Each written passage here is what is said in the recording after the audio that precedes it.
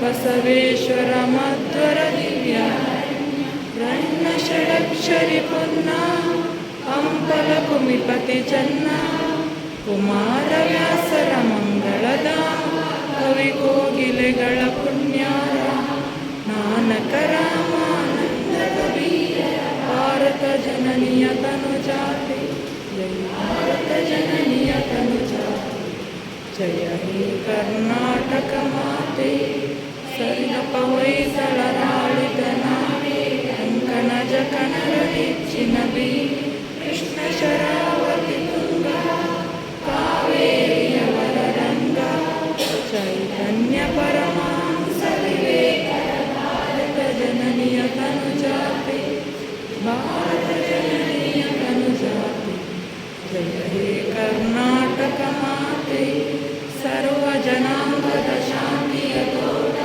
ಶಿಖರ ಕಂಗಳ ಸೆಳೆಯುವ ಹಿಂದೂ ಕ್ರೈಸ್ತ ಮುಸಲ್ಮಾನ ಪಾರಸಿಕ ಜೈನರು ಉದ್ಯಾನ ಜನಕನ ಹೋಲುವ ದುರೆಗಳ ಧಾಮ ಗಾಯಕ ವೈಣಿಕರ ರಾಮ ಕನ್ನಡ ನುಡಿ ಕುಣಿದಾಡುವ ದೇಹ ಕನ್ನಡ ತಾಯಿಯ ಮಕ್ಕಳ ದೇಹ ಭಾರತ ಜನನಿಯ ತನುಜಾತೆ ಜಯ ಹೇ ಕರ್ನಾಟಕ ಮಾತೆ ಸುಂದರ ನದಿವನಗಳ ನಾಡೆ ಜಯ ಹೇ ರಸ ಋಷಿಗಳ ಜೈ ಭಾರತ ಜನನಿಯ ತನುಜಾತೆ ಜಯ ಹೇ ಕರ್ನಾಟಕ ಮಾತೆ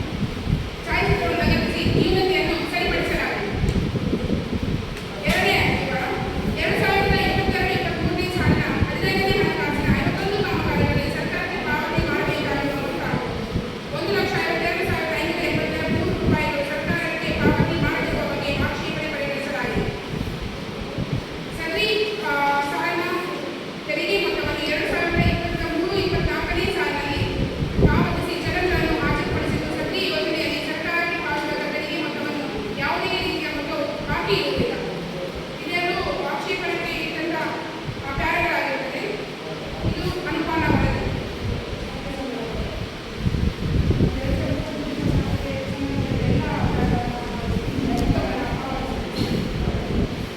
ಇನ್ನು ನರೇಗಾಗೆ ಬಂದರೆ ಕಾಮಗಾರಿಗಳು ಗುಂಡೂರಿ ಗ್ರಾಮದ ಚಿತ್ರಾಕ್ಷಿ ಕೇಶವ ಪೂಜಾರಿಗಳ ವಸತಿ ಯೋಜನೆ ಕಡಿಮೆ ಪಾವತಿಯಾಗಿರುವುದು.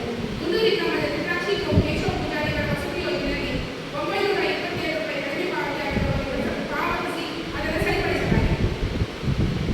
ಅರಕೋಡಿ ಗ್ರಾಮದ 12 ಭವನ ಶಾಲಾ ಆವರಣ ಗೋಡೆ ರಚನೆ ಕಾಮಗಾರಿ ಸ್ಥಳದಲ್ಲಿ ನಾಮಫಲಕ ಇಲ್ಲದೆ ಇರುವುದು ಪಾವತಿ ಮೊತ್ತವನ್ನು ಆಕ್ಷೇಪಣೆಯಲ್ಲಿ ಇರುವುದು. ಅರಕೋಡಿ ಗ್ರಾಮದ 12 ಭವನ ಶಾಲಾ ಆವರಣ ಗೋಡೆ ರಚನೆ ಕಾಮಗಾರಿ ಸ್ಥಳದಲ್ಲಿ ನಾಮಫಲಕ ಇಲ್ಲದೆ ಇರುವುದರಿಂದ ಸಾಮಗ್ರಿ ಮತ್ತು ಆಯುಕ್ತರ ಆಕ್ಷೇಪಣೆ ಇರಿಸಿದ್ದು ಅಳವಡಿಸಿ ಅದನ್ನು ಸರಿಪಡಿಸಲಾಗಿದೆ. ಅರಕೋಡಿ ಗ್ರಾಮದ ದಕ್ಷಿಣ ಕನ್ನಡ ಜಿಲ್ಲಾ ಪಂಚಾಯತ್ ಉನ್ನತೀಕರಿತ ಪ್ರಾಥಮಿಕ ಶಾಲೆ ಅರಕೋಡಿಯಲ್ಲಿ ಬಚ್ಚಲಗುಂಡು ರಚನೆ ಕಾಮಗಾರಿಯಲ್ಲಿ 70 ರೂಪಾಯಿ ನಾಮಫಲಕಕ್ಕೆ ಪಾವತಿಯಾಗಿದ್ದು ನಾಮಫಲಕ 700 ರೂಪಾಯಿ ನಾಮಫಲಕಕ್ಕೆ ಪಾವತಿಯಾಗಿದ್ದು ನಾಮಫಲಕ ಅಳವಡಿಸಿರುವುದಿಲ್ಲ. ನಾಮಫಲಕವನ್ನು ಅಳವಡಿಸಿ ಆಕ್ಷೇಪಣೆಯನ್ನು ಸರಿಪಡಿಸಿದೆ. ಅರಕೋಡಿ ಗ್ರಾಮ ದಕ್ಷಿಣ ಕನ್ನಡ ಜಿಲ್ಲಾ ಪಂಚಾಯತ್ ಉನ್ನತೀಕರಿತ ಪ್ರಾಥಮಿಕ ಶಾಲೆ ಒಕ್ಕಳಿಗೋಡಿ ಬಚ್ಚಲಗುಂಡಿಯ ಕಾಮಗಾರಿಯ ನಾಮಫಲಕ ಅಳವಡಿಸದೇ ಇರುವುದು. ಇಲ್ಲಿಯೂ ಕೂಡ ನಾಮಫಲಕ ಸಾಮಗ್ರಿ ಮೊತ್ತ 700 ರೂಪಾಯಿ ಪಾವತಿಯಾಗಿದ್ದು ಆಕ್ಷೇಪಣೆಯನ್ನು ನಾಮಫಲಕ ಅಳವಡಿಸಿ ಸರಿಪಡಿಸಲಾಗಿದೆ. 12 ದರ್ಜೆ ಶಾಲಾ ಆವರಣ ಅಜ್ಜಾರಿಪಲ್ಲಿಗೆ ಪರಿಶಿಷ್ಟ ಜಾತಿ ಕಾಲನಿ ರಸ್ತೆ ಕಾಂಕ್ರೀಟೀಕರಣ, ಪಾಣಿಮೇರು ರಸ್ತೆ ಕಾಂಕ್ರೀಟೀಕರಣ, ಮಕ್ಕೇರಿ ಬಳಿಗಟ್ಟ ಕಿಂಡಿ ಅಣೆಕಟ್ಟು ಕಾಮಗಾರಿಯ ಹರಾಜಿನ ಪಾವತಿಯ ಬಗ್ಗೆ ಈ ವಾರ್ಷಿಕ ವರ್ಷದಲ್ಲಿ ಅದನ್ನು ಗುತ್ತಿಗೆದಾರರಿಂದ ಪಡೆದು ಪಾವತಿಸುವುದು ಎಂದು ಸಭೆಗೆ ತಿಳಿಸುತ್ತಿದ್ದೇವೆ.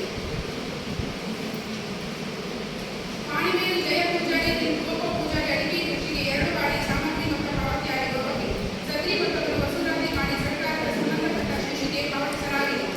ಗುಂಡೂರಿ ಗ್ರಾಮದ ಕನ್ನಡಕ ಯಶೋಧರ ಅವರ ಅಚ್ಚಲಗುಂಡಿಯ ನಾಮಫಲಕಕ್ಕೆ 2 ಬಾರಿ ಸಾಮಗ್ರಿ ಮೊತ್ತ ಪಾವತಿಯಾಗಿರುವ ಬಗ್ಗೆ ಸದರಿ ಮೊತ್ತವನ್ನು ವಸೂಲಾತಿ ಮಾಡಿ ಸರ್ಕಾರದ ಸಂಬಂಧಪಟ್ಟ ಲೆಕ್ಕ ಶೀರ್ಷಿಕೆಗೆ ಪಾವತಿ ಮಾಡಲಾಗಿದೆ. ಈ ವರ್ಷ ಮಾಡಲಾಗಿದೆ.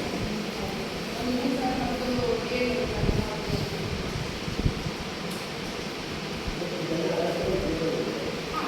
ಈ ಸರ್ವೆ ಎರಡು ನಾಮಫಲಕಕ್ಕೆ ವಸೂಲಾತಿ ಮಾಡಿ 3,700 ರೂಪಾಯಿ. ಅದು ಈ ಸಲಕ್ಕೆ ಕೊಟ್ಟಿದೆ.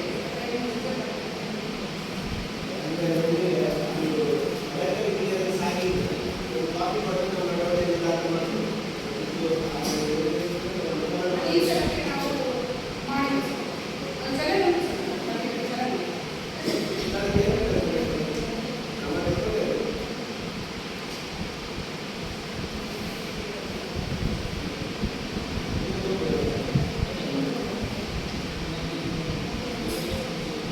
ಯೋಜನೆ ಕುರಿತು ಪ್ರಾಥಮಿಕ ಮತ್ತು ತಾಲೂಕು ಕಾರ್ಯಕ್ರಮಗಳ ಸ್ಥಾಪನೆ.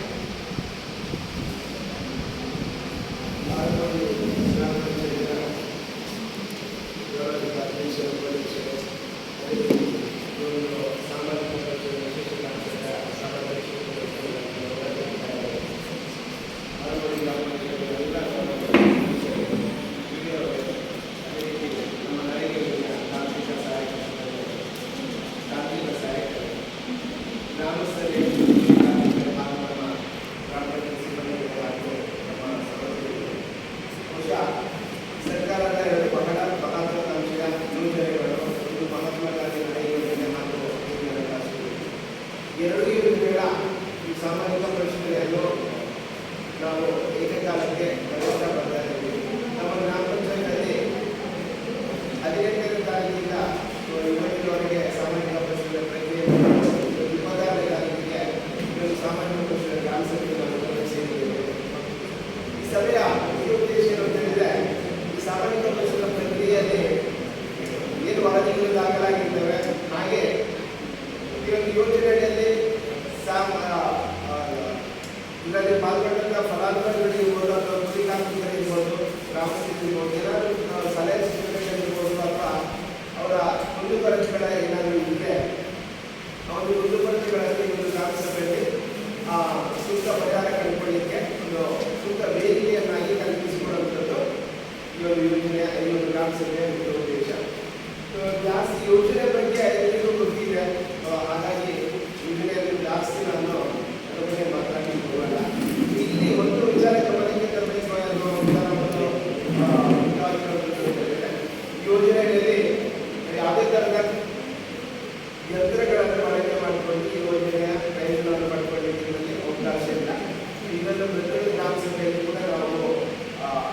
ಮಾತನ್ನು ಎಚ್ಚರಿಸಬೇಕಾಗುತ್ತೆ. ಸೊ ಅದನ್ನು ಹೊರತುಪಡಿಸಿದ್ರೆ ಈಗೆಲ್ಲ ಕಾಮಗಾರಿಗಳು ಏನು ಬದಲಾವಣೆಗಳು ನಿರಂತರವಾಗಿ ಆಗ್ತಾನೆ ಇರುತ್ತೆ. ಆ ಬದಲಾದ ವಿಚಾರಗಳು ಗ್ರಾಮ ಪಂಚಾಯತಿಗೆ ಸುತ್ತೋಲೆಗಳ ಮುಖಾಂತರ ಅದು ಗ್ರಾಮ ಪಂಚಾಯತಿಗೆ ಬಂದಿರುತ್ತೆ. ನೀವು ಗ್ರಾಮ ಪಂಚಾಯತಿಗೆ ಸಂಬಂಧಪಟ್ಟ ಪೀಠರಿಂದ ನೇರವಾಗಿ ಕರೆ ಮಾಡಿಕೊಂಡು ಅಥವಾ ಅವರ ರೀತಿಯಾಗಿ ಎಲ್ಲ ಬದಲಾವಣೆಗಳನ್ನು ತಿಳ್ಕೊಳ್ಳಿಕ್ಕೆ ಅವಕಾಶಗಳು ಸಿಗ್ತದೆ. ಇನ್ನು ಮತ್ತೆ ಈ ಒಂದು ಆರ್ಥಿಕ ವರ್ಷದಲ್ಲಿ ಮತ್ತು 264 ಅನುಮತಿಸಲ್ಪಟ್ಟ ಕಾಮಗಾರಿಗಳ ಒಂದು ಏನು ಅನುಮತಿಸಲ್ಪಟ್ಟ ಕಾಮಗಾರಿಗಳ ಒಂದು ಆಯ್ಕೆ ಮಾಡಿಕೊಂಡು ನಾವು ನಮ್ಮಲ್ಲಿ ಏನೆಲ್ಲ ಕಾಮಗಾರಿಗಳನ್ನು ಮಾಡಿಕೊಂಡು ಒಂದು ಇದನ್ನು ತಯಾರು ಮಾಡಿಕೊಂಡು ಅದನ್ನು ಮಾತ್ರ ನಾವು ಈ ಒಂದು ಸಂದರ್ಭದಲ್ಲಿ ನಮಗೆ ಇಲ್ಲಿ ಸೂಕ್ತವಾಗಿ ನಮ್ಮ ಒಂದು ಗ್ರಾಮ ಪಂಚಾಯತಿಗೆ ಯಾವುದೇ ಕಾಮಗಾರಿಗಳು ಸೂಕ್ತವಾಗಿದೆ ಸೊ ಅದನ್ನು ಮಾಡ್ಕೊಳ್ಳಿಕ್ಕೆ ಅವಕಾಶಗಳು. ಸೊ ಇದಿಷ್ಟು ಏನು ಈ ಯೋಜನೆ ಬಗ್ಗೆ. ಸೊ ಅದರಲ್ಲಿ ನಾವು ನೇರವಾಗಿ ಕೆಲವೊಂದು ಆದೇಶಗಳ ಬಗ್ಗೆ ಜಾಸ್ತಿ ಚರ್ಚೆ ಮಾಡಿದರೆ ಮಾತ್ರ ಜನರಿಗೆ ಬಹಳ ಅಗ್ರಹಿತ ತಲುಪುತ್ತಿರುವ ವಿಚಾರದಲ್ಲಿ ಕೆಲವೊಂದು ಆದೇಶಗಳು ಎರಡು ಆದೇಶಗಳು ನೇರವಾಗಿ ಸಭೆಯಲ್ಲಿ ನಿಗದಿ ಮಾಡಿದ್ದಾರೆ. ಈ ಒಂದು ಸಭೆ ಆದೇಶ ಬಂದಿರುವಂಥದ್ದು 1/12/2022 2024-25 ಏನು ಬರ್ತಾ ಇದೆ. ಅದೇ ಯಾಕೆ ನಾನು ಈ ಒಂದು ಆದೇಶವನ್ನು ಪ್ರಸ್ತುತಪಡಿಸಿದ್ದೀನಿ ಅಂತ ಹೇಳಿದ್ರೆ, ನಾವು ಈ ಕಾಮಗಾರಿ ಪರಿಶೀಲನೆ ಸಂದರ್ಭದಲ್ಲಿ ಅವರು ಮುಚ್ಚಳಿಕೆ ಪತ್ರ ನಮಗೆ ಆ ಕಾಮಗಾರಿಗಳಲ್ಲಿ ಕಡತಗಳಲ್ಲಿ ಸಿಕ್ಕಿರಲಿಲ್ಲ.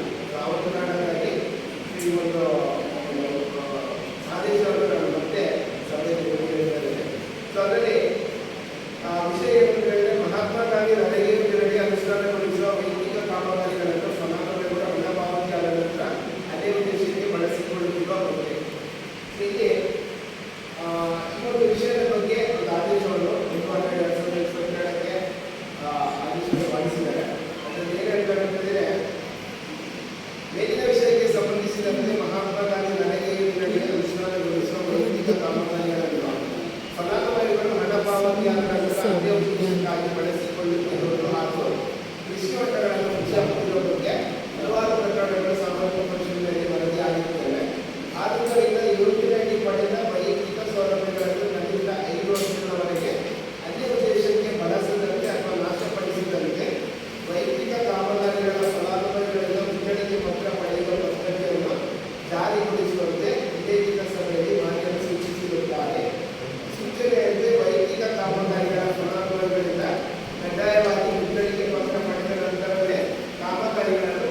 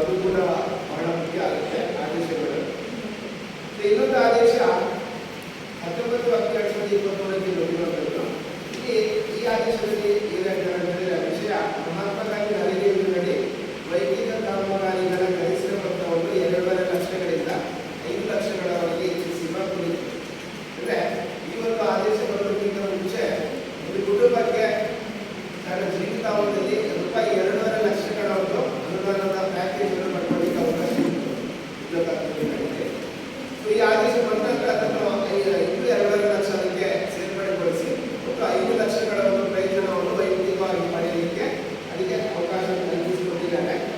ಸೊ ಅಲ್ಲಿ ಮಹಾತ್ಮ ಗಾಂಧಿ ನರೇಗಾ ನಿಯಮ 2005ರ ಅನುಸೂಚಿ 1(5) ತಿಳಿಸಿದಂತೆ ಯೋಜನೆಯಡಿ ವೈಯಕ್ತಿಕ ಸೌಲಭ್ಯಗಳನ್ನು ಪಡೆಯಲು ಫಲಾನುಭವಿ ಅರ್ಹ ಕುಟುಂಬವು ಈ ಕೆಳಕಂಡ ವರ್ಗಗಳಲ್ಲಿ ಯಾವುದಾದರೂ ಒಂದು ವರ್ಗದಲ್ಲಿ ಅರ್ಹರಾಗಿರತಕ್ಕದ್ದು. ಅಂದರೆ ಯಾರಿಗೆ ವೈಯಕ್ತಿಕವಾಗಿ ಸೌಲಭ್ಯಗಳನ್ನು ಕೊಡಬಹುದು ಎನ್ನುವುದಕ್ಕೆ ಒಂದು ಕಾಯ್ದೆ ಅಧಿನಿಯಮದಲ್ಲಿ ಸೂಚಿಸಿರುವಂತೆ ಆ ಫಲಾನುಭವಿಗಳು ಯಾರೆಲ್ಲ ಬರ್ತಾರಂತೇಳಿದರೆ ಪರಿಶಿಷ್ಟ ಜಾತಿ ಪರಿಶಿಷ್ಟ ಪಂಗಡ ಅಲೆಮಾರಿ ಬುಡಕಟ್ಟುಗಳು, ಅಧಿಸೂಚನೆಯಿಂದ ಕೈಬಿಟ್ಟ ಬುಡಕಟ್ಟುಗಳು, ಬಡತನ ರೇಖೆಗಿಂತ ಕೆಳಗಿರುವ ಕುಟುಂಬಗಳು ಅಂದರೆ ಬೀದರ್ ಕುಟುಂಬಗಳು, ಮಹಿಳಾ ಪ್ರಧಾನ ಕುಟುಂಬಗಳು, ವಿಕಲಾಂಗಚೇತನರ ಕುಟುಂಬಗಳು, ಭೂ ಸುಧಾರಣಾ ಫಲಾನುಭವಿಗಳು, ವಸತಿ ಯೋಜನೆಗಳ ಫಲಾನುಭವಿಗಳು, ಅರಣ್ಯ ಹಕ್ಕು ಕಾಯ್ದೆ 2006ರ ಫಲಾನುಭವಿಗಳು, ಸಣ್ಣ ಮತ್ತು ಅತಿ ಸಣ್ಣ ರೈತರು. ಸೊ ಇವರಿಗಷ್ಟೇ ಯೋಜನೆಯ ಪ್ರಯೋಜನವನ್ನು ಕೊಡಲಿಕ್ಕೆ ಬರುವಂಥದ್ದು. ಇದನ್ನು ಹೊರತುಪಡಿಸಿ ಬೇರೆ ಯಾರಿಗೂ ಯೋಜನೆಯ ವೈಯಕ್ತಿಕವಾಗಿ ಪ್ರಯೋಜನವನ್ನು ಪಡ್ಕೊಳ್ಳಿಕ್ಕೆ ಬರಲ್ಲ. ಯೋಜನೆಯಡಿ ನೋಂದಾಯಿತವಾದ ಒಂದು ಅರ್ಹ ಕುಟುಂಬವು ತನ್ನ ಜೀವಿತಾವಧಿಯಲ್ಲಿ ಗರಿಷ್ಠ 5 ಲಕ್ಷಗಳವರೆಗೆ ಯೋಜನೆಯಡಿ ನೀಡಲಾಗುವ ವೈಯಕ್ತಿಕ ಕಾಮಗಾರಿಗಳನ್ನು ಪಡೆದುಕೊಳ್ಳಬಹುದಾಗಿದೆ. ಈಗಾಗಲೇ ಯಾರಾದರೂ ಫಲಾನುಭವಿಗಳು 2 ಲಕ್ಷದವರೆಗೆ ಅವರು ಪ್ರಯೋಜನ ಪಡ್ಕೊಂಡಿದ್ರೆ ಮತ್ತೆ ಅವರಿಗೆ 2 ಲಕ್ಷಗಳ ಹೆಚ್ಚಿನ ಅನುದಾನವನ್ನು ಪಡ್ಕೊಳ್ಳಿಕ್ಕೆ ಈ ಯೋಜನೆಯಲ್ಲಿ ಅವರಿಗೆ ಅವಕಾಶವನ್ನು ಕಲ್ಪಿಸಿಕೊಂಡಿದ್ದಾರೆ.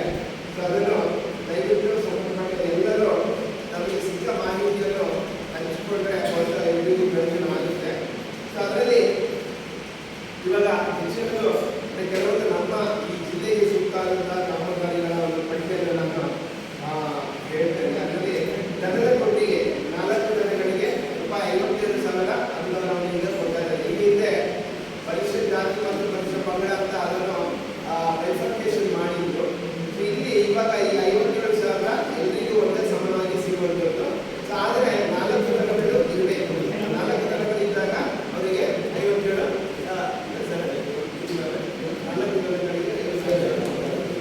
ಓಕೆ. ಆ 4 ದನಗಳಿಗೆ 57,000 ಎಲ್ಲರಿಗೂ ಸಿಗುವಂತ ಅನುದಾನ. ಕುರಿ ಮೇಕೆ ಕೊಟ್ಟಿಗೆ ₹20 ಲಕ್ಷ ಅನುದಾನ ಅಂತ ಇದೆ.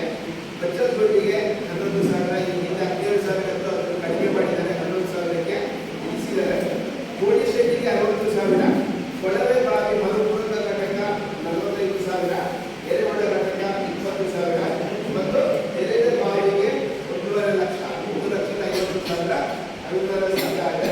ಸೊ ಇದನ್ನು ಹೆಚ್ಚಿನ ಸಂಖ್ಯೆಯಲ್ಲಿ ಯಾರೆಲ್ಲ ಫಲಾನುಭವಿಗಳಿಗೆ ಅಗತ್ಯತೆ ಇದೆ ಸೊ ಅವರು ದಯವಿಟ್ಟು ಈ ಒಂದು ಪ್ರಯೋಜನವನ್ನು ಪಡ್ಕೊಳ್ಳಿಕ್ಕೆ ಸೊ ಅವರಿಗೆ ಮಾಹಿತಿ ಬೇಕು. ಆ ಮಾಹಿತಿ ಕೊಡುವಂತಹ ಪ್ರಯತ್ನ ಸೊ ಈ ಒಂದು ಸಂದರ್ಭದಲ್ಲಿ ಕೂಡ ಆಗುತ್ತೆ. ಸೊ ಮಾಹಿತಿ ಅಂದರೆ ಗ್ರಾಮದ ಕಟ್ಟಕಡೆಯ ವ್ಯಕ್ತಿಗೂ ಕೂಡ ಈ ಯೋಜನೆಗಳ ಪ್ರಯೋಜನ ಅಥವಾ ಅದರ ಮಾಹಿತಿ ಸಿಗಬೇಕೆಂಬ ನಿಟ್ಟಿನಲ್ಲಿ ಸರ್ಕಾರ ಹಲವಾರು ಕ್ರಮಗಳನ್ನು ತೆಗೆದುಕೊಂಡು ಇವತ್ತು ಯೋಜನೆಗಳಿಗೆ ಬಹಳಷ್ಟು ಖರ್ಚು ಮಾಡ್ತಾ ಇದೆ. ಆದರೆ ಅಂತಿಮವಾಗಿ ನಾವು ಏನು ನಿರೀಕ್ಷೆ ಮಾಡ್ತಾ ಹೇಳಿದ್ರೆ ಈ ಗ್ರಾಮ ಸಭೆಗಳಲ್ಲಿ ಜನರ ಭಾಗವಹಿಸಿಕೆ ಹೆಚ್ಚಿನ ಸಂಖ್ಯೆಯಲ್ಲಿ ಇರ್ಬೋದು ಅಂತ ನಾವು ಯೋಚನೆ ಮಾಡ್ತೇವೆ. ಆದರೆ ಸರ್ಕಾರ ಇಷ್ಟು ಖರ್ಚು ಮಾಡೋಕ್ಕೆ ಅಷ್ಟೇ ಜನರ ಒಂದು ಉದಾಸೀನತೆ ಅಥವಾ ಅವರಿಗೆ ಇವತ್ತು ಸಭೆಗಳಲ್ಲಿ ಭಾಗವಹಿಸುವುದು ಬೇಡ ಅಂತ ಕಾಣುತ್ತೆ. ಸೊ ಹಾಗಾಗಿ ನಮಗೆ ನಿರೀಕ್ಷೆ ಮಾಡಿದಷ್ಟು ಜನರ ಒಂದು ಸಹಕಾರ ಸಿಗ್ತಾ ಇಲ್ಲ.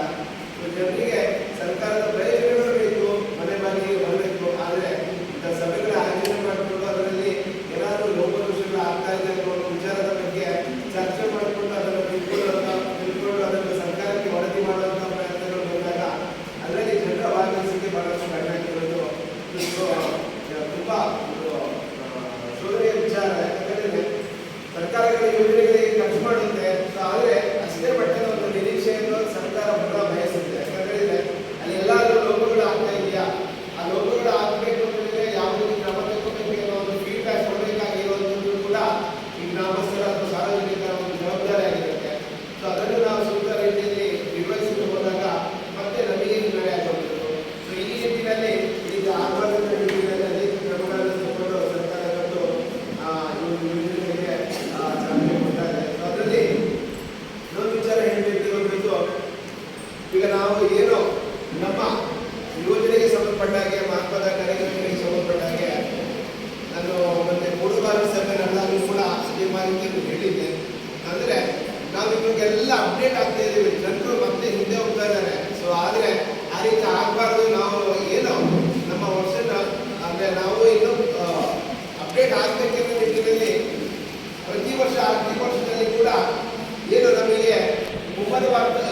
ವರ್ಷಕ್ಕೆ ನಾವು ಇಷ್ಟೆಲ್ಲ ಕಟ್ಟಡಗಳನ್ನು ಮಾಡ್ಕೊಳ್ಬೋದು, ಮತ್ತೆ ಇದೆಲ್ಲ ಬೇಡಿಕೆಗಳು ಬರ್ಬೋದು ಎನ್ನುವುದಕ್ಕೆ ನಾವು ಪೂರ್ವತಯಾರಿಯನ್ನು ಮಾಡಿಕೊಳ್ಬೇಕಾಗುತ್ತೆ. ಅದಕ್ಕಾಗಿ ಅಕ್ಟೋಬರ್ 2ನೇ ತಾರೀಕು ಒಂದು ಗ್ರಾಮ ಸಭೆ ಆಯೋಜನೆ ಮಾಡಿಕೊಂಡು 25-26ನೇ ಸಾಲಿಗೆ ಏನೆಲ್ಲ ಬೇಡಿಕೆಗಳು ಬರ್ಬೋದು ಅದನ್ನು ಕಲೆಕ್ಟ್ ಮಾಡ್ಕೊಳ್ಳಿಕ್ಕೆ ಅದು ಚಾಲನೆ ಕೊಡ್ತಾರೆ.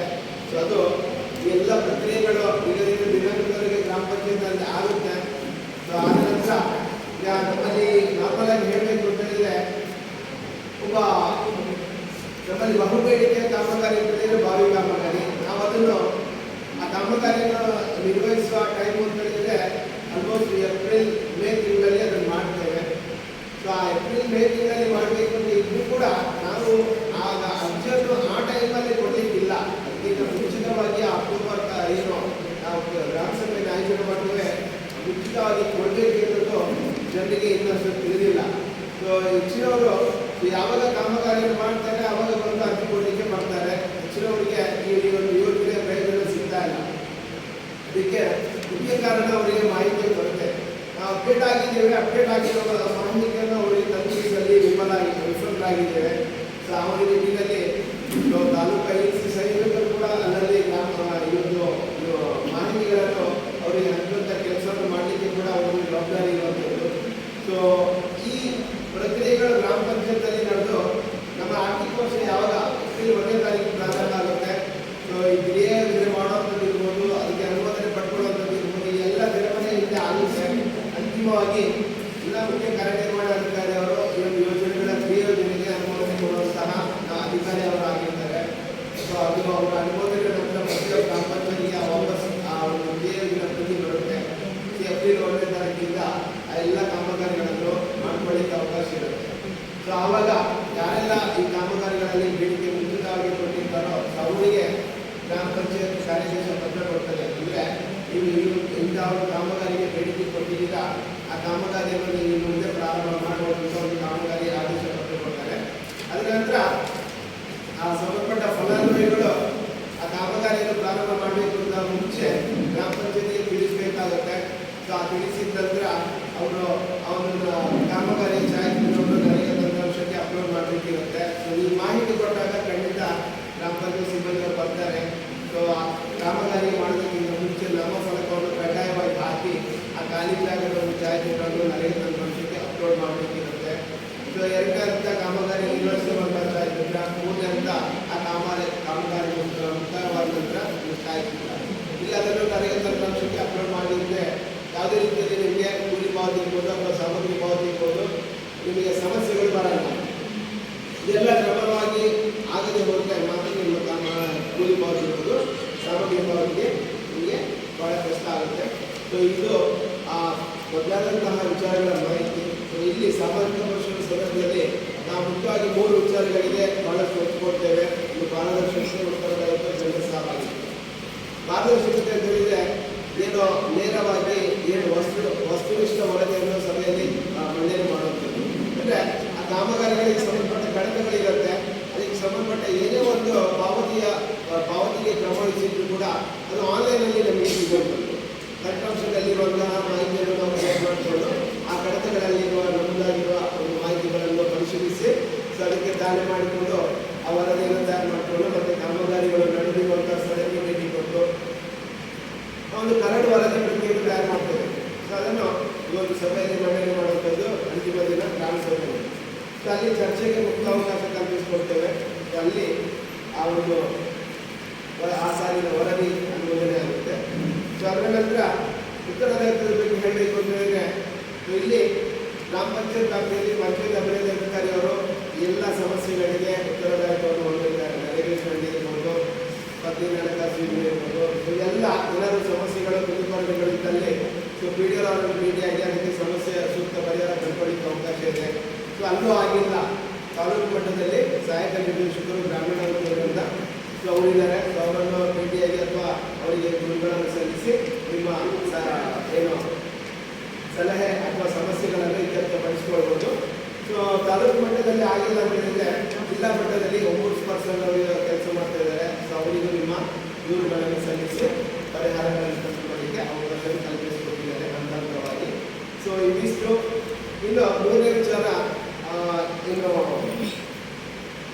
ಜನರ ಭಾಗವಹಿಸಿದೆ. ಸೊ ಇದು ಬಹಳಷ್ಟು ನಿರೀಕ್ಷಿತ ಮಟ್ಟದಲ್ಲಿ ಆಗ್ತಾ ಇಲ್ಲ. ಸೊ ನಾವು ಎಲ್ಲ ರೀತಿಯಲ್ಲಿ ಗ್ರಾಮ ಪಂಚಾಯತ್ ವ್ಯಾಪ್ತಿಯ ಜನನಿಬಿಡ ಪ್ರದೇಶಗಳಲ್ಲಿ ಬ್ಯಾನರ್ ಹಾಕಿ, ಅದೇ ರೀತಿ ಮೈಕ್ ಪ್ರಚಾರ ಮಾಡುವುದರ ಮೂಲಕ ಕೂಡ ಈ ಒಂದು ಸಭೆಗಳಿಗೆ ಹೆಚ್ಚಿನ ಮಟ್ಟದಲ್ಲಿ ಚಾಲನೆ ಕೊಡ್ತಾರೆ. ಆದರೂ ಕೂಡ ಜನರ ಭಾಗವಹಿಸಿಕೆ ಬಹಳಷ್ಟು ಕಡಿಮೆ ಆಗಿರುತ್ತೆ. ಸೊ ಇಲ್ಲಿ ಒಂದು ವಿಚಾರ ಬಂದಿದೆ, ಜನರ ಭಾಗವಹಿಸಿಕೆ ಕಡಿಮೆ ಆದರೆ ಆ ಲೋಪಗಳು ಅನುಷ್ಠಾನ ಆಗುವಂಥ ಸಂದರ್ಭದಲ್ಲಿ ಲೋಪಗಳು ಸಹಜ. ಆ ಲೋಪಗಳು ಆಗ್ತಾ ಇದ್ರೆ ಕೆಲವೊಂದು ಬಾರಿ ಅವರ ಗಮನಕ್ಕೆ ಬಂದು ಲೋಪಗಳು ಆಗಲಿಕ್ಕೆ ಸಾಧ್ಯತೆಗಳಿರುತ್ತೆ. ಕೆಲವೊಂದು ಅವರ ಗಮನಕ್ಕೆ ಬಾರದೆ ಲೋಪಗಳು ಆಗುತ್ತೆ. ಆ ಗಮನಕ್ಕೆ ಮಾತ್ರ ಆದಂತಹ ಸಂದರ್ಭ ಅಥವಾ ಅವರ ಗಮನಕ್ಕೆ ಬಂದು ಕೂಡ ಆದಂತಹ ಸಂದರ್ಭದಲ್ಲಿ ಜನರು ಅದನ್ನು ಸೂಕ್ತವಾಗಿ ಒಂದು ಈ ಥರ ಲೋಪ ಆಗ್ತಿದೆ ಅನ್ನೋ ಒಂದು ವಿಚಾರವನ್ನು ತಿಳಿಸಿದಾಗ ಮುಂದೆ ಅಂತಹ ಲೋಪಗಳು ಆಗದಾಗಿ ಕ್ರಮವಹಿಸಿಕೊಳ್ಳಲಿಕ್ಕೆ ಸಾಧ್ಯತೆಗಳು ಜಾಸ್ತಿ ಇರುತ್ತೆ. ಆ ಒಂದು ನಿಟ್ಟಿನಲ್ಲಿ ಕೂಡ ಜನರು ತಮ್ಮ ಜವಾಬ್ದಾರಿಯನ್ನು ತಾವು ನಿರ್ವಹಿಸಬೇಕು ಅಂತ ಹೇಳಿದ್ರೆ ಇಂತಹ ಸಭೆಗಳಲ್ಲಿ ಭಾಗವಹಿಸಿ ಅದರ ಮಾಹಿತಿಯನ್ನು ತಿಳ್ಕೊಳ್ಳೋದು ಬಹಳ ಉಪಯುಕ್ತವಾಗಿರುತ್ತೆ. ಆ ಒಂದು ನಿಟ್ಟಿನಲ್ಲಿ ಜನರ ಭಾಗವಹಿಸಿ ಇಲ್ಲದಿದ್ದರೆ ಅಲ್ಲಿ ಆ ಯೋಜನೆಗಳನ್ನು ಒಂದು ಯಶಸ್ಸಿನ ಬಗ್ಗೆ ನಾವು ಅಳತೆ ಮಾಡಿಕೊಳ್ಳಲಿಕ್ಕೆ ಸಾಧ್ಯತೆಗಳು ಬಹಳಷ್ಟು ಕಡಿಮೆ ಇದೆ. ಸೊ ಅದರಿಂದ ಇದು ಮಹಾತ್ಮ ಗಾಂಧಿ ನರೇಗಾ ಯೋಜನೆ ಬಗ್ಗೆ ಇನ್ನು 15 ಹಣಕಾಸು ಯೋಜನೆ ಬಗ್ಗೆ ಹೇಳಬೇಕು ಅಂತ ಹೇಳಿದ್ರೆ ಇದು ಕೂಡ ಕೇಂದ್ರ ಸರ್ಕಾರದ ಒಂದು ಯೋಜನೆ. ಸೊ ಇಲ್ಲಿ ಈ ಒಂದು ಆರ್ಥಿಕ ವರ್ಷದಲ್ಲಿ ನಾವು ತಾಲೂಕು ಮಟ್ಟ ಮತ್ತು ಜಿಲ್ಲಾ ಪಂಚಾಯತ್ಗಳಲ್ಲಿ ಅನುಷ್ಠಾನ ಮಾಡಿದಂತಹ ಒಂದು ಕಾಮಗಾರಿಗಳ 2021-22 ಅವಧಿಯಲ್ಲಿ 15 ಹಣಕಾಸು ಯೋಜನೆಯಲ್ಲಿ ಏನೆಲ್ಲ ಕಾಮಗಾರಿಗಳು ಅನುಷ್ಠಾನ ಆಗಿದೆ ತಾಲೂಕು ಮತ್ತು ಜಿಲ್ಲಾ ಮಟ್ಟದಲ್ಲಿ ಜಿಲ್ಲಾ ಪಂಚಾಯತ್ನಲ್ಲಿ. ಆ ಒಂದು 2 ವರ್ಷಗಳ ಸಾಮಾಜಿಕ ವರ್ಷಗಳಲ್ಲಿ ಕೂಡ ಈ ಒಂದು ಆರ್ಥಿಕ ವರ್ಷದಲ್ಲಿ ನಾವು ನಡೆಸಿಕೊಂಡು ಬಂದಿದ್ದೇವೆ. ಅದರ ವರದಿಯನ್ನು ಕೂಡ ನಾವು ಮಂಡನೆ ಮಾಡಿದ್ದೇವೆ. ಇನ್ನು ಗ್ರಾಮ ಪಂಚಾಯತ್ ಮಟ್ಟದಲ್ಲಿ ಈ 15 ಹಣಕಾಸು ಯೋಜನೆಗಳಿಗೆ ಯಾವ ರೀತಿ ಅನುದಾನಗಳು ನಿಗದಿ ಆಗಿಕೊಂಡಿದೆ. ಗ್ರಾಮ ಪಂಚಾಯತಿಗೆ 85%, ಅದೇ ರೀತಿ ತಾಲೂಕು ಪಂಚಾಯತಿಗೆ 10%, ಅದೇ ರೀತಿ ಜಿಲ್ಲಾ ಪಂಚಾಯತಿಗೆ 5% ಅನುದಾನ ನಿಗದಿ ಆಗಿರುತ್ತೆ. ಸೊ ಈ ಅನುದಾನಗಳು ಯಾವ ರೀತಿ ನಿಗದಿ ಆಗುತ್ತೆ ಅಂತ ಹೇಳಿದ್ರೆ ಗ್ರಾಮ ಪಂಚಾಯತ್ ವ್ಯಾಪ್ತಿಯಲ್ಲಿ ವಾಸಿಸ್ತಕ್ಕಂಥ ಜನಸಂಖ್ಯೆಗೆ ಮತ್ತು ಬರವಣಿಗೆ ಕೇಂದ್ರಕ್ಕೆ ಅನುಗುಣವಾಗಿ ಅಲ್ಲಿ ಅನುದಾನ ನಿಗದಿ ಆಗುತ್ತೆ.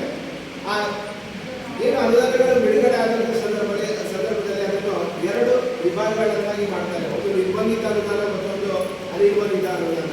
ಆ ಈ ನಿರ್ಬಂಧಿತ ಅನುದಾನ ಇವಾಗ 60% ಇದೆ, ಅನಿರ್ಬಂಧಿತ ಅನುದಾನ 40% ಅನುದಾನ ಇದೆ. ಈ ನಿರ್ಬಂಧಿತ ಅನುದಾನದಲ್ಲಿ ಮತ್ತೆ 2 ಭಾಗಗಳಾಗಿ ಮಾಡ್ತಾರೆ. ಅಲ್ಲಿ 50% ಕುಡಿಯುವ ನೀರಿನ ಸಮಸ್ಯೆಗೆ ಪೂರಕವಾದ ಕಾಮಗಾರಿಗಳನ್ನು ಮಾಡಿಕೊಳ್ಳಿಕ್ಕೆ ಅವಕಾಶ ಇದೆ. ಇದು 50% ಅನುದಾನ ನೈರ್ಮಲೀಕರಣಕ್ಕೆ ಸಂಬಂಧಪಟ್ಟ ಹಾಗೆ ನಿಮ್ಮ ಗ್ರಾಮ ಪಂಚಾಯತ್ನಲ್ಲಿ ಮಾಡಿಕೊಳ್ಳಬಹುದಾದಂತಹ ಕಾಮಗಾರಿಗಳನ್ನು ಮಾಡಿಕೊಳ್ಳಿಕ್ಕೆ ಅವಕಾಶ ಇದೆ. ಇನ್ನು 40% ಅನುದಾನ ನಿಮ್ಮ ಗ್ರಾಮ ಪಂಚಾಯತ್ನಲ್ಲಿ ಇತರ ಬೇಡಿಕೆಗಳನ್ನು ಮಾಡಿಕೊಳ್ಳಿಕ್ಕೆ ಅವಕಾಶ ಇರುವಂತಹ ಒಂದು ಅನುದಾನ. ಇಲ್ಲಿ ಒಟ್ಟಾರೆಯಾಗಿ 25% ಅನುದಾನ ಪರಿಷ್ಠ ಜಾತಿ ಮತ್ತು 5% ಅನುದಾನ ಪರಿಷ್ಠ ಪಂಗಡಗಳಿಗೆ ಮೀಸಲಿಡಬೇಕಾಗುತ್ತೆ. ಆ 25% ಅನುದಾನ ಮತ್ತು 5% ಅನುದಾನ ಏನಿದೆ ಅದನ್ನು ವೈಯಕ್ತಿಕವಾಗಿ ಯಾವುದೇ ಸೌಲಭ್ಯಗಳನ್ನು ಕೊಡುವ ಹಾಗಿಲ್ಲ. ಅದನ್ನು ಸಾರ್ವಜನಿಕವಾಗಿ ಆ ಒಂದು ಅನುದಾನಗಳನ್ನು ಬಳಕೆ ಮಾಡಿಕೊಳ್ಳಿಕ್ಕೆ ಈ ಒಂದು ಯೋಜನೆಯಲ್ಲಿ ಅವಕಾಶ ಕಲ್ಪಿಸಿಕೊಂಡಿದೆ. ಸೊ ಅದರಿಂದ ಏನು ಕಾಲಕಾಲಕ್ಕೆ ಬರುವಂತಹ ಮಾರ್ಗಸೂಚಿಗಳು ಏನಿರುತ್ತೆ, ಸೊ ಅದರ ಪ್ರಕಾರ ನಿಮ್ಮ ಗ್ರಾಮ ಪಂಚಾಯತ್ ವ್ಯಾಪ್ತಿಯಲ್ಲಿ ಈ ಒಂದು ಅನುದಾನಗಳಿಗೆ ಸೂಕ್ತವಾಗಿ ಕ್ರಿಯೋಜನೆಗಳನ್ನು ಮಾಡಿಕೊಂಡು ಅದನ್ನು ನಿಮ್ಮ ಹಂತದಲ್ಲಿ ವಿನಿಯೋಗ ಮಾಡಿಕೊಳ್ಳಿಕ್ಕೆ ಅವಕಾಶವನ್ನು ಕಲ್ಪಿಸಿಕೊಳ್ಳಲಾಗಿದೆ. ಸೊ ಇದು 2 ಯೋಜನೆಗಳಿಗೆ ಸಂಬಂಧಪಟ್ಟ ಹಾಗೆ. ಸೊ ಇಲ್ಲೇನಾದರೂ ನಿಮಗೆ ಬದಲಾವಣೆಗಳು ಆಗ್ತಾ ಇದೆ ಅಂತ ಹೇಳಿದರೆ ಸೊ ನಿರಂತರವಾಗಿ ನಿಮಗೆ ಹಂತವಾರು ಆ ಒಂದು ಆದೇಶದ ಸುತ್ತೋಲೆಗಳು ಗ್ರಾಮ ಪಂಚಾಯತ್ನಲ್ಲಿ ತಂದುಕೊಡುತ್ತೆ. ಸೊ ಅಲ್ಲಿ ಸಾರ್ವಜನಿಕ ಪತ್ರದಲ್ಲಿ ಈಗೆಲ್ಲ ಬದಲಾವಣೆಗಳನ್ನು ನೋಡ್ಕೊಳ್ಳಿಕ್ಕೆ ಅವಕಾಶ ಇರುವಂಥದ್ದು. ಸೊ ಇವಿಷ್ಟು 2 ಯೋಜನೆಗಳ ಬಗ್ಗೆ. ಸೊ ಮುಂದಿನ ಹಂತದಲ್ಲಿ ನಿಮಗೆ ಆ 2 ಯೋಜನೆಗಳ ಬಗ್ಗೆ ನಾವೇನು ಸಾಮಾಜಿಕ ಪರಿಶೀಲನೆ ನಡೆಸಿ ಆ ಒಂದು ಕರಡು ವರದಿ ಪ್ರತಿಯನ್ನು ತಯಾರು ಮಾಡಿದ್ದೇವೆ.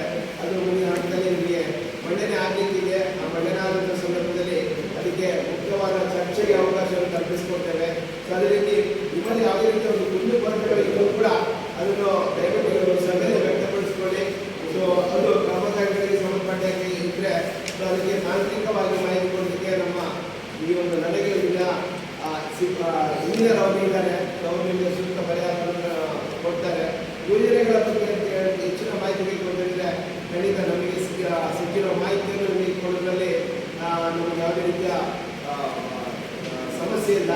ಬಂದಿಲ್ಲ.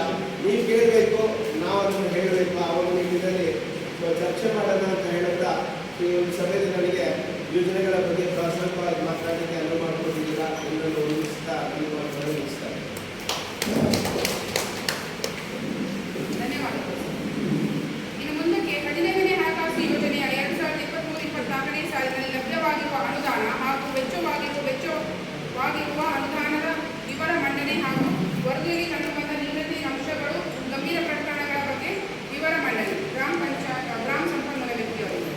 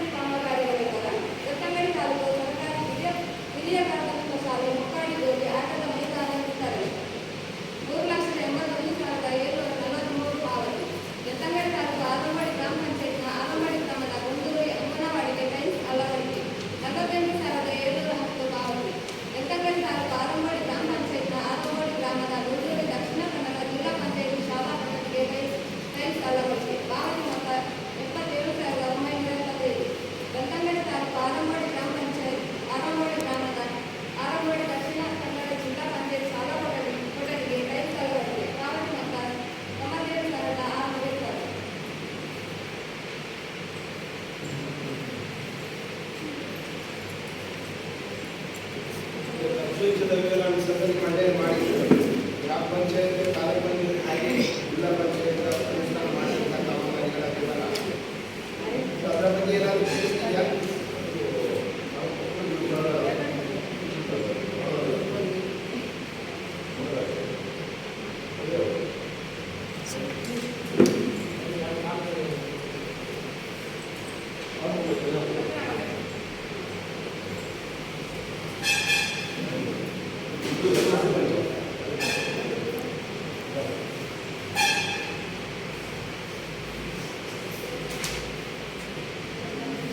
ಸರ್ಕಾರಿ ಹಿರಿಯ ಪ್ರಾಥಮಿಕ ಶಾಲೆ ಅಧಿಕಾರಿಗಳಿಗೆ ಆಟಗಳಲ್ಲಿ ನಡೆಸುತ್ತಾರೆ. 3,71,750 ರೂಪಾಯಿ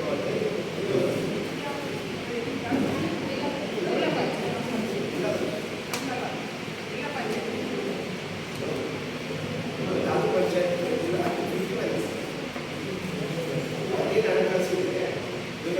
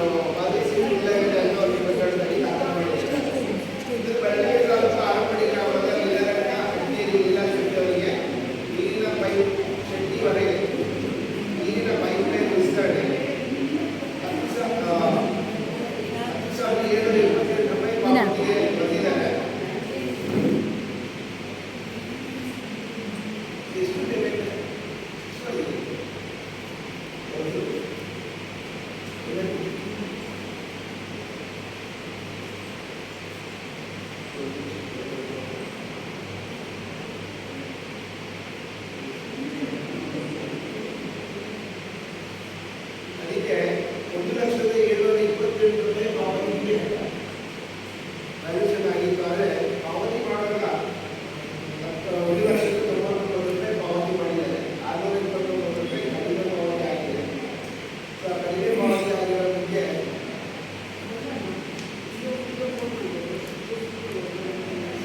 ಸರ್ ಇನ್ನೊಂದು ಕ್ಷಮಿಸಬೇಕು. ಅದಕ್ಕೆ ಅಂದಾಜು ಒಂದು 10,990 ರೂಪಾಯಿ ಇರಬೇಕು.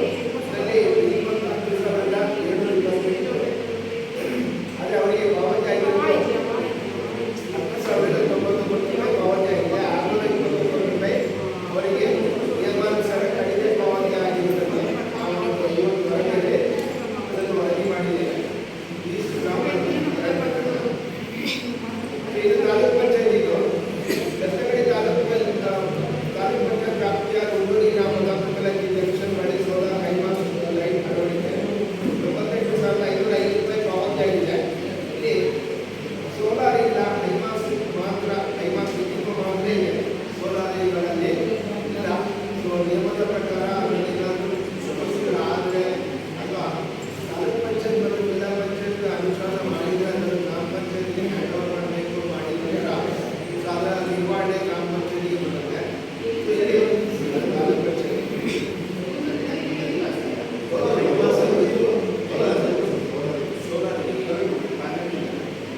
ಸೊ ಆ ಪ್ಯಾನಲ್ ಇಲ್ಲ ಇರೋ ಒಂದು ವಿಚಾರವಾಗಿ ಈ ಸಭೆಯಲ್ಲಿ ಒಳಗಡೆ ಮಾಡ್ತಾ ಇದ್ದೇವೆ. ಸೊ ಅದು ನಿಯಮ ಪ್ರಕಾರ ಅದನ್ನು ಆ ರೀತಿ ಮಾಡಬೇಕಿತ್ತು.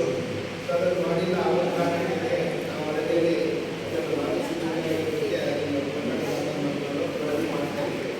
ಇನ್ನು ಅದು ಜಿಲ್ಲಾ ತಾಲೂಕು ಪಂಚಾಯತಿಗೆ ಹೋಗುವ ಕಾರಣ ಇನ್ನು ಜಿಲ್ಲಾ ಪಂಚಾಯತ್ ಅನುಷ್ಠಾನ ಮಾಡುವಂತಹ ಕಾಮಗಾರಿಗಳು ಆರಬಡಿ ಗ್ರಾಮದ ಮುನ್ನೂರು ಅಂಗನವಾಡಿಗೆ ಟೈಲ್ಸ್ ಅಳವಡಿಕೆ, 35,000 ರೂಪಾಯಿ ಪಾವತಿ ಆಗಿದೆ. ಕಡತದಲ್ಲಿ ಕ್ರಿಯೆ ಪ್ರತಿ ಹಾಗೂ ಒಂದು ಕಾಮಗಾರಿ ನಿರ್ವಹಿಸಿರುವಂತಹ ಛಾಯಾಚಿತ್ರ ಮಿಸ್ಮ್ಯಾಚ್ ಆಗಿದೆ. ಅವರ ಪ್ರಕರಣಕ್ಕೆ ಅದನ್ನು ಮಾರ್ಗಸೂಚಿಗಳಿಗೆ ಕಾರಣಗಳಿವೆ. ಸರ್ಕಾರಿ ಹಿರಿಯ ಪ್ರಾಥಮಿಕ ಶಾಲೆ ಹೆಬ್ಬಾಳಿನಲ್ಲಿ ಆಟೋಮೆಟಿಕಲ್ ವಿಸ್ತರಣೆ 3,70,740 ರೂಪಾಯಿ ಪಾವತಿ ಆಗಿರಬೇಕು. ಕಡತದಲ್ಲಿ ನಿಯಮಾನುಸಾರ ನಿರ್ವಹಿಸಿಲ್ಲ. ಇದು ಬೆಟ್ಟದ ತಾಲೂಕು ಆರಮಡಿ ಗ್ರಾಮ ಪಂಚಾಯತ್ ಆರಮಡಿ ಗ್ರಾಮದ 300 ಸಾಲ ಕೊಠಡಿಗೆ ಟೈಲ್ಸ್ ಅಳವಡಿಕೆ 77,175 ರೂಪಾಯಿ ಪಾವತಿ. ಇದು ಕೂಡ ಕಡತದಲ್ಲಿ ಕ್ರಿಯಾತ್ಮಕ ಪ್ರತಿ ಕೆಲಸಕ್ಕೆ ಮಾಡಿಕೊಂಡಿವೆ. ಬೆಟ್ಟದ ತಾಲೂಕು ಆರಮಡಿ ಗ್ರಾಮ ಪಂಚಾಯತ್ ಆರಮಡಿ ಗ್ರಾಮದ ಆರಮಡಿ ದಕ್ಷಿಣ ಜಿಲ್ಲಾ ಪಂಚಾಯತ್ ಸಾಲ ಕೊಠಡಿಗೆ ಟೈಲ್ಸ್ ಅಳವಡಿಕೆ 97,620 ರೂಪಾಯಿ ಪಾವತಿ ಆಗಿರಬೇಕು. ಅದು ಕೂಡ ಕಡತದಲ್ಲಿ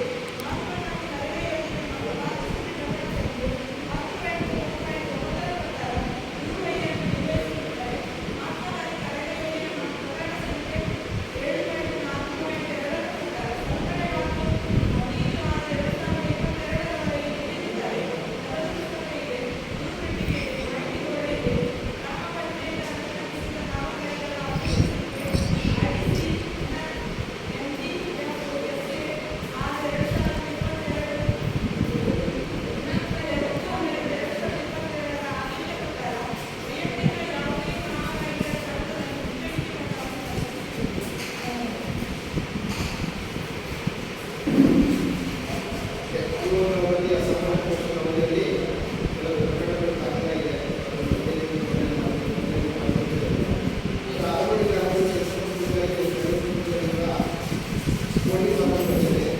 ಇಲ್ಲಿ ಪ್ರತಿ ಅವರಿಗೆ 116 ರೂಪಾಯಿ ವಿನಾಮೂಲ್ಯವಾಗಿ ಅವರಿಗೆ ಪಾವತಿ ಮಾಡಬೇಕು. ಆದರೆ ಅವರಿಗೆ ಫಲಾನುಭವಿಗಳಿಗೆ ರೂಪಾಯಿ 39.6 ಅವರಿಗೆ ಪಾವತಿ ಆಗಿದೆ. ಒಟ್ಟು 116 ರೂಪಾಯಿ ಅವರಿಗೆ ಕಡಿಮೆ ಪಾವತಿ ಆಗಿದೆ. ಸಾಮಾನ್ಯ ವೆಚ್ಚದಲ್ಲಿ ಅವರಿಗೆ 284 ರೂಪಾಯಿ 40 ಪೈಸೆ ತರ ಅಕ್ರಿಲಕ್ಕೆ ಪಾವತಿ ಆಗಿರೋದು 3610 ರೂಪಾಯಿ ಪಾವತಿ ಆಗಿದ್ದು ಅವರಿಗೆ 216 ರೂಪಾಯಿ ಕಡಿಮೆ ಪಾವತಿ ಆಗಿದೆ. ನಾವು ಕಡಿಮೆ ಪಾವತಿ ಮೊತ್ತವನ್ನು ಪ್ರತಿ ಅವರಿಗೆ ಮಾಡಿ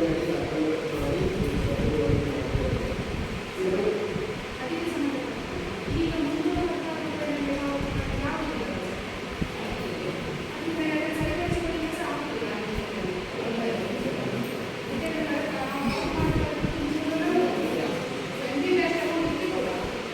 ಸಂಬಂಧಪಟ್ಟ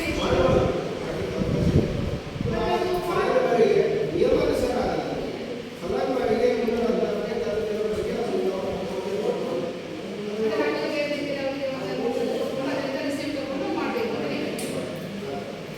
ನಿಯಮಾನುಸಾರ ಮಾಡಲಿಕ್ಕೆ ಆಗಲ್ಲ.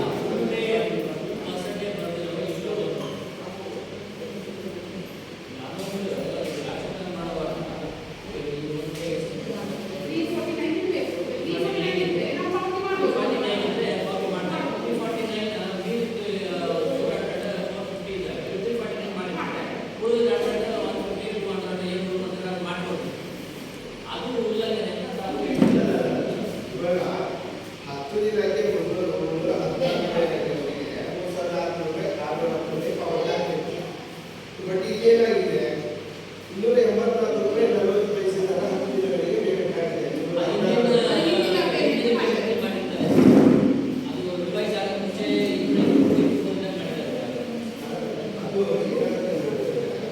ಸಾಮಾನ್ಯವಾಗಿ ಆ ಪರಿಸ್ಥಿತಿಯಿಂದ ಫಿಲ್ ಮಾಡುವಾಗ ಆ ಪರಿಸ್ಥಿತಿ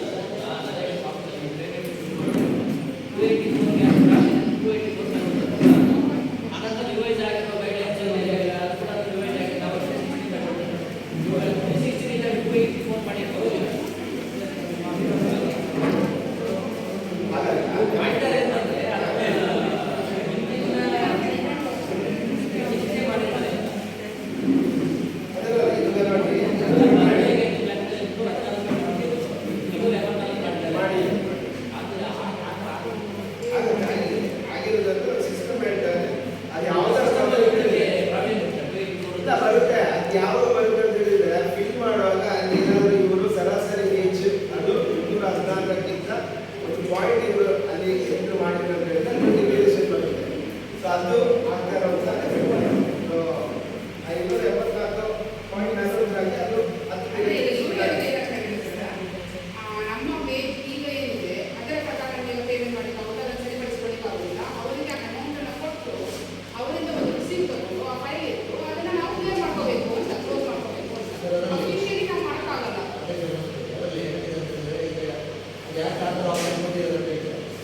ಇದು ಒಂದು 50 ಮಂತ್ ಹೇಳಿಕೆ ಒಬ್ಬರಿಗೆ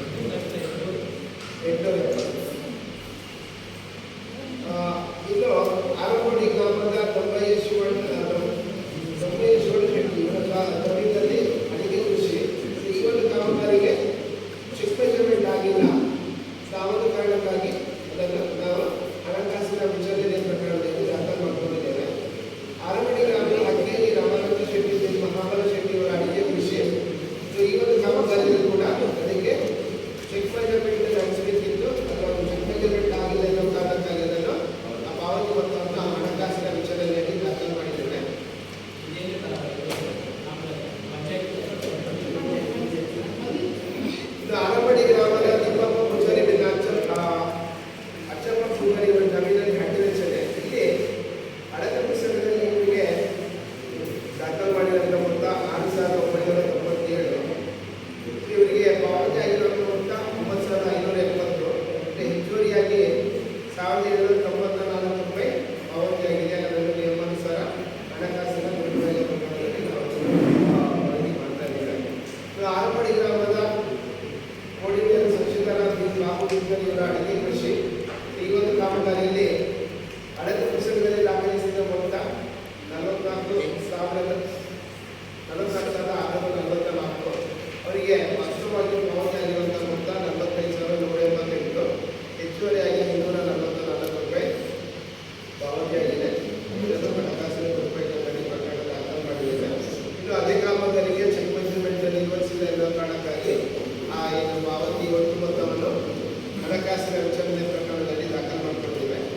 ಇನ್ನು ಗುಂಡರಿ ಗ್ರಾಮದ ಗಡ್ಡಲ ಬಗ್ಗೆ ಶಾರೀರಿಕ ಪುರುಷರಾಗಿರುವ ಭಾಗರಚನೆ ಈ ಒಂದು ಕಾಮಗಾರಿಯು ಕೂಡ ಚೆಕ್ ಮೆಜರ್ಮೆಂಟ್ ಆಗಿಲ್ಲ. 22,476 ರೂಪಾಯಿ ಪಾವತಿ ಆಗಿರುವಂತಹ ಮೊತ್ತ. ಚೆಕ್ ಮೆಜರ್ಮೆಂಟ್ ಆಗಿಲ್ಲ ಎನ್ನುವ ಕಾರಣಕ್ಕಾಗಿ ಅದನ್ನು ನಾವು ಹಣಕಾಸಿನ ವಿಚಾರಣೆಗೆ ದಾಖಲು ಮಾಡಿಕೊಂಡಿದ್ದೇವೆ.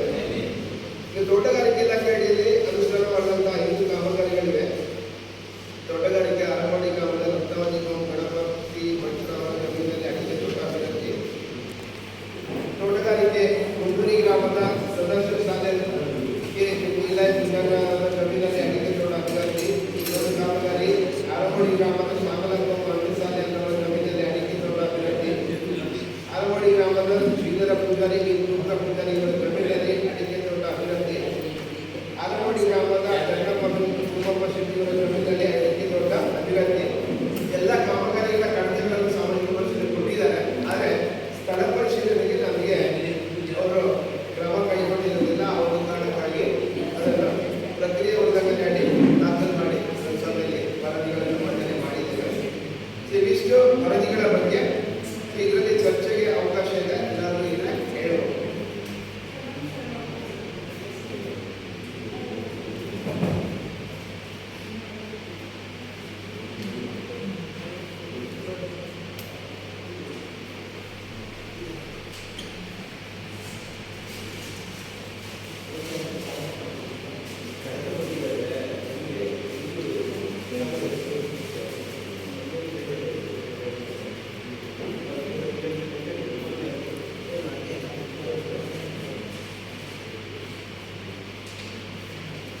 ವರದಿ ಬಗ್ಗೆ ಏನಾದರೂ ಹೇಳುವಂಥದ್ದಿದೆಯಾ?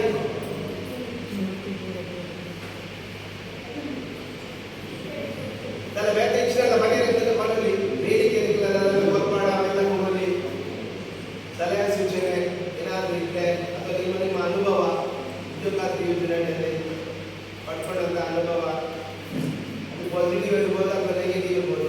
ಎರಡನ್ನು ಹೇಳಲಿಕ್ಕೆ ಅವಕಾಶ ಇದೆ ಮುಕ್ತವಾಗಿ.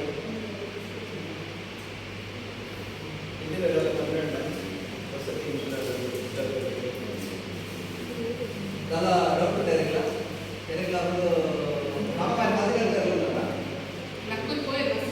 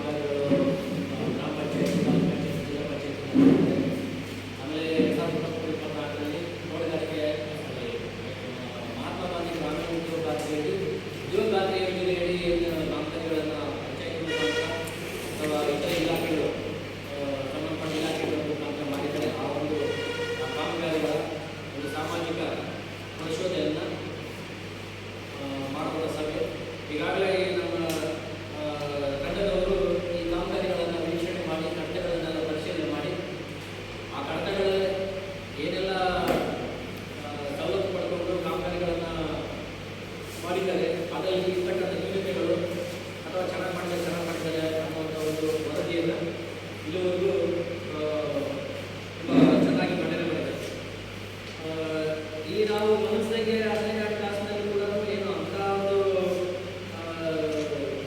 ನ್ಯೂನತೆಗಳಾಗಲಿ ಅಥವಾ ಹಣಕಾಸು ದುರುಪಯೋಗ ಆ ಥರದ್ದು ಯಾವ ಕಾಣಿಸಲಿಲ್ಲ. ಅಥವಾ ಒಂದು 2 ಮಾತ್ರ ಏನೋ ಹೈ ಮಾರ್ಕ್ಸ್ ಯಾವುದೇನೋ ಇಲ್ಲ ಅಂತ ಅದೊಂದು ಅಬ್ಜೆಕ್ಷನ್ ಬರೆದು ಕೊಡಿ ಅವರು ಸರಿಪಡಿಸಿದ್ದಾರೆ. ಅದಲ್ಲದೆ ಗ್ರಾಮೋದ್ಯೋಗ ಖಾತೆಯಲ್ಲಿ ಕೂಡ ಈಗ ನಾವು ಮನಸ್ಸಿನಲ್ಲಿ ಬೇರೆ ಗ್ರಾಮ ಸಭೆಗಳು ಬೇರೆ ಪಂಚಾಯತಿಗಳು ಸ್ವಲ್ಪ ಬರ್ತವೆ ಡಿಸ್ಕಷನ್ಸ್. ಬಹುಶಃ ಈ ಆ ಥರದ್ದು ಯಾವುದೂ ಇಲ್ಲ ಅಂತೇಳಿ ಭಾವಿಸ್ತೀನಿ. ಯಾವುದು ಡಿಸ್ಕಷನ್ ಸಣ್ಣ ಪುಟ್ಟ ಇದ್ದಾವೆ, ಬಟ್ ಒಂದಷ್ಟು ಕಡಿಮೆ ಪೇಮೆಂಟ್ಸ್ ಆಗಿದೆ, ಒಂದು 500 ರೂಪಾಯಿ ಎಕ್ಸಸ್ ಪೇಮೆಂಟ್ ಆಗಿದೆ ಅಂತಂದು ಅದು ಎಲ್ಲಿ ಬರೆಯುವಾಗ ಅಲ್ಲಿ ನಂಬರ್ ಆಫ್ ಫ್ಲಾಟ್ಸ್ ಫೋಟೋ ಮಾಡುವಾಗ ಏನೋ ಒಂದು ಮಾಡುವಾಗ ಮೆಷರ್ಮೆಂಟ್ಸ್ ಅದು ಇದು ಸ್ವಲ್ಪ ಹೆಚ್ಚು ಕಡಿಮೆ ಆಗಿದೆ. ಅದು ಕಾನೂನು ರೀತಿಯಲ್ಲಿ ರಿಕವರಿ ಬರ್ತದೆ. ಅದು ಬಂದು ಯಾರೆಲ್ಲ ಸಂಬಂಧಪಟ್ಟವರು ಅದನ್ನು ಪಾವತಿ ಮಾಡಿ ಕಡಿಮೆ ಪೇಮೆಂಟ್ ಆಗಿದ್ದರೆ ಅದು ತಾಂತ್ರಿಕ ದೋಷದಿಂದ ಆಗಿರ್ಬೋದು ಅಥವಾ ಕಡಿಮೆ ಪೇಮೆಂಟ್ ಆಗಿದ್ದರೆ ಸರ್ಕಾರದಿಂದ ಯಾವುದೇ ನಷ್ಟ ಇಲ್ಲ. ಎಕ್ಸಸ್ ಆಗಿರೋ ಮಾತ್ರ ಸರ್ಕಾರಕ್ಕೆ ನಷ್ಟ ಆಗೋದು. ಸೊ ಈ ಒಂದು ಕೆಲವೊಂದು ಅಂಶಗಳನ್ನು ಈಗಾಗಲೇ ತಾಲೂಕು ಸಂಯೋಜಕರು ವ್ಯವಸ್ಥಾಪಕರು ಮಂಡನೆ ಮಾಡಿದ್ದಾರೆ. ಸೊ ಈ ಒಂದು ಕಾರ್ಯಕ್ರಮದಲ್ಲಿ ನಾವೆಲ್ಲರೂ ಇದ್ರ ಬಗ್ಗೆ ಒಂದು ನಮ್ಮ ಅಭಿಪ್ರಾಯಗಳನ್ನು ಕೆಲವರು ತಿಳಿಸಿದ್ದಾರೆ. ಸೊ ಈ ಒಂದು ಕಾರ್ಯಕ್ರಮ ತುಂಬ ಸುಸೂತ್ರವಾಗಿ ನಡೆದಿದೆ. ಈ ಒಂದು ಕಾರ್ಯಕ್ರಮಕ್ಕೆ ನನ್ನನ್ನು ನೋಡಲ್ ಆಫೀಸರ್ ಆಗಿ ಆ ತೋಟಗಾರಿಕೆ ಮಾಡುವ ಕೆಲಸ ಮಾಡಿದ್ರು. ಈ ಒಂದು ಪಂಚಾಯತ್ ನೋಡಲ್ ಅಧಿಕಾರಿಯಾಗಿ ಮಾನ್ಯ ಕಾರ್ಯಕ್ರಮ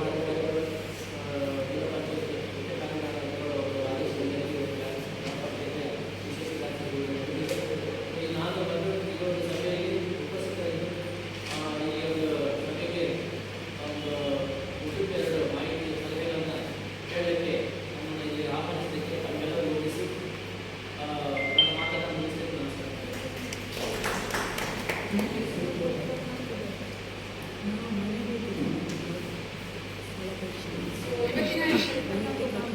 ಮಹಾತ್ಮ ಗಾಂಧಿ ರಾಷ್ಟ್ರೀಯ ಗ್ರಾಮೀಣ ಉದ್ಯೋಗ ಖಾತ್ರಿ ಯೋಜನೆ ಹಾಗೂ 15ನೇ ಹಣಕಾಸಿನ ಯೋಜನೆಯ ಸಾಮಾಜಿಕ ಪರಿಶೋಧನೆಯ ವಿಶೇಷ ಗ್ರಾಮ ಸಭೆಯನ್ನು ನಾವಿಲ್ಲಿ ನಡೆಸಿದ್ವಿ.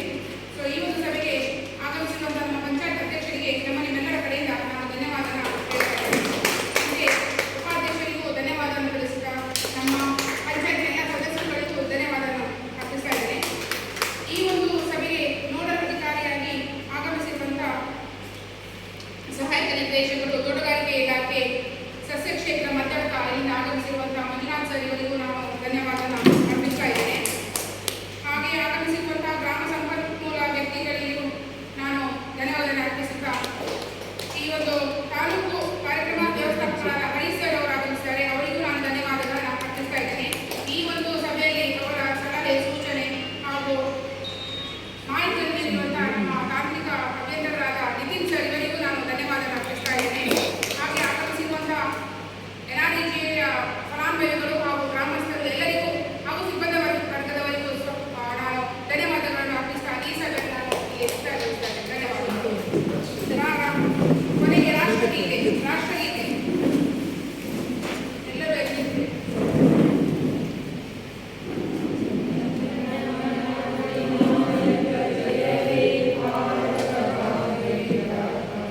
पंजाब सिंधु गुजरात मराठ द्राविड उत्कल बंगा विंध्य हिमाचल यमुना गंगा उच्चल जलति तरंगा तव शुभ नामे जागे तव शुभ आशीष मांगे गाये तव जय गाथा जनगण मंगलदायक जय हे भारत भाग्य विधाता